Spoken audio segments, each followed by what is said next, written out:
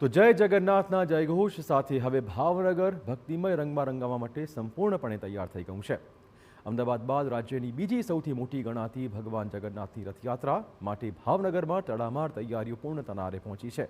16મી જુલાઈએ અષાઢી બીજના પાવન પ્રસંગે જગન્નાથજીની અહીંયા 41મી રથયાત્રા કાઢવામાં આવશે, જેના પગલે રથને અંતિમ ઓપ આપી દેવાયું છે।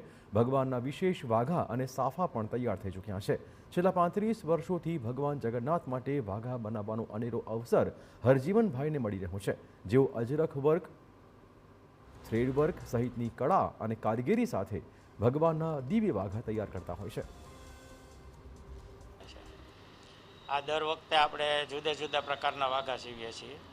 કોઈ વખત જરદોશી કાપડ હોય, કોઈ વખત બ્રોકેટ હોય, કોઈ વખત રેશમ હોય।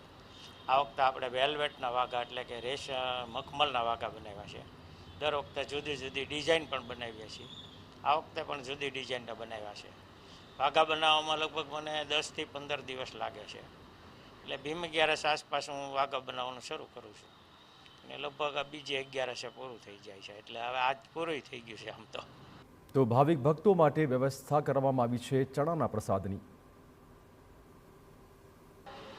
આપ જોશો તો પ્રોસેશનની બધી જ તૈયારીઓ અત્યારે સંપૂર્ણ થઈ છે અને પ્રસાદી પણ અત્યારે તૈયાર થઈ રહી છે। એ જ રીતે ભાવનગરને કેસરિયા માહોલથી શણગારાઈ રહ્યું છે।